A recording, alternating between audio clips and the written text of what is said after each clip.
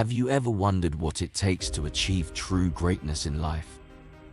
In today's video, we're diving into the incredible story of Denzel Washington, an Academy Award-winning actor whose journey to success was anything but straightforward.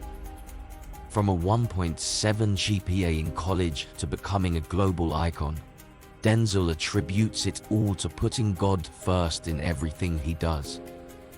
So sit back and prepare to be inspired as we explore the transformative power of faith, humility, and the relentless pursuit of one's dreams.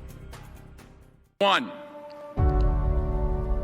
Put God first. Put God first in everything you do. Everything that you think you see in me, everything that I've accomplished, everything that you think I have, and I have a few things, everything that I have is by the grace of God. Understand that. It's a gift. 40 years ago, March 27th, 1975, it was 40 years ago, just this past March, I was flunking out of college. I had a 1.7 grade point average. I hope none of you can relate. I had a 1.7 grade point average. I was sitting in my mother's beauty shop. They still call it beauty shops now? What they call it now? Yeah, I was sitting in the beauty parlor. I was sitting in my mother's beauty parlor, and I'm looking in the mirror, and I see behind me this woman under the dryer. And every time I looked up, she was looking at me, just looking me in the eye. And I didn't know who she was, and I said, she said, "Somebody give me a pen, give me a pencil. I have a prophecy." March 27, 1975, she said, "Boy, you are going to travel the world and speak to millions of people." Now, mind you, I was flunked out of college. I'm thinking about joining the army. I didn't know what I was going to do, and she's telling me I'm going to travel the world and speak to millions of people. Well, I have traveled the world, and I have spoke to millions of people. But that's not the most important thing, the success that I had. The most important thing is that what she taught me and what she told me that day has stayed with me since. I've been protected. I've been directed. I've been corrected. I've kept God in my life, and it's kept me humble. I didn't always stick with him, but he always stuck with me. So stick with him in everything you do. If you think you want to do what you think I've done, then do what I've done and stick with God. Number 2, fail big. That's right. Fail big. Today's the beginning of the rest of your life, and it can be very frightening. It's a new world out there. It's a mean world out there, and you only live once. So do what you feel passionate about. Take chances professionally. Don't be afraid to fail. There's an old IQ test, was 9 dots, and you had to draw 5 lines with a pencil within these 9 dots without lifting the pencil. The only way to do it was to go outside the box. So don't be afraid to go outside the box. Don't be afraid to think outside the box. Don't be afraid to fail big, to dream big. But remember, dreams without goals are just dreams, and they ultimately fuel disappointment. So have dreams, but have goals. Life goals, yearly goals, monthly goals, daily goals.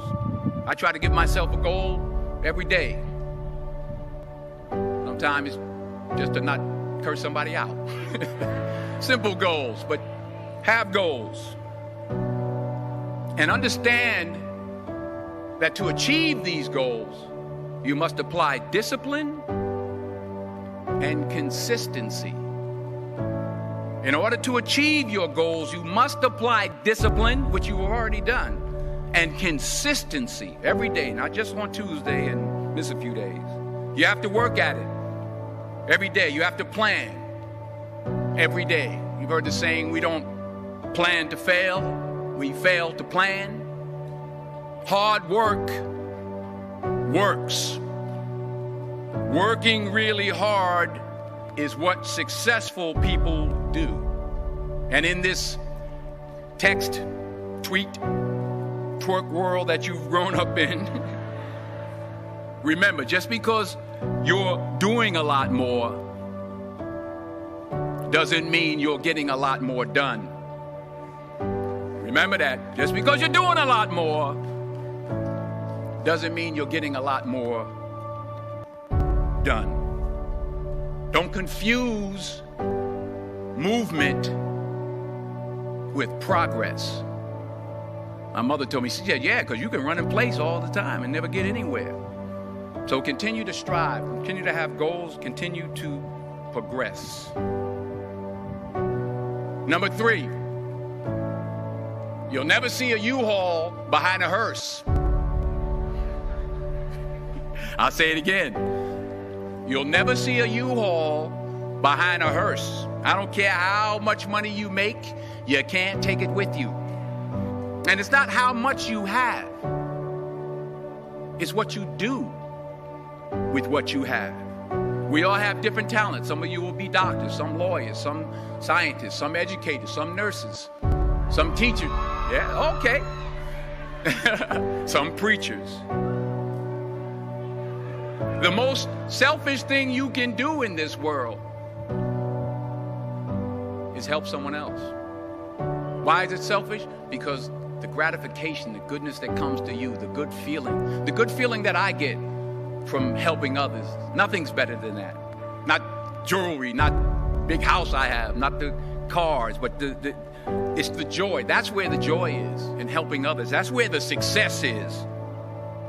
Finally, I pray that you put your slippers way under the bed tonight, so that when you wake up in the morning, you have to get on your knees to reach them. And while you're down there, say thank you for grace. Thank you for mercy. Thank you for understanding. Thank you for wisdom. Thank you for parents. Thank you for love. Thank you for kindness. Thank you for humility. Thank you for peace. Thank you for prosperity. Say thank you in advance for what's already yours. That's how I live my life. That's why I am, one of the reasons why I am today. Say thank you in advance for what is already yours. True desire in the heart for anything good is God's proof to you, sent beforehand to indicate that it's yours already. I'll say it again. True desire in the heart, that itch that you have, whatever it is you want to do, that thing that you want to do to help others and to grow and to make money, that desire, that itch, that's God's proof to you, sent beforehand already to indicate that it's yours. And anything you want good, you can have. So claim it. Work hard to get it. When you get it, reach back. Pull someone else up. Each one, teach one. Don't just aspire to make a living. Aspire to make a difference.